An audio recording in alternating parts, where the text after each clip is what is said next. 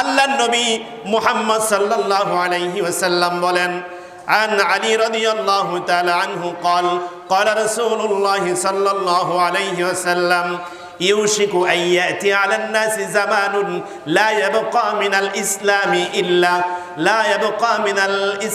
إلا اسمه আল্লাহর পয়গম্বর বলে, ওহে দুনিয়ার মানুষ শোনো, এমন একটা সময় আসবে, এমন একটা যুগ আসবে যখন এই পৃথিবীতে ইসলাম ধর্মটা শুধুমাত্র কেবলমাত্র নামে মাত্র থাকবে। ইসলাম ধর্মটা নাম থাকবে, ইসলাম ধর্মের কোনো কাজ অবশিষ্ট থাকবে না। ইসলাম ধর্ম বাদাল ইসলাম গরিবান, ইসলাম গরিবী হালতে অপরিচিত অবস্থায় শুরু হয়েছে।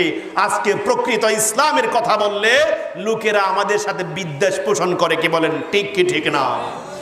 আজকে যদি বলা হয় সকল বিধান বাতিল করো, ওহির বিধান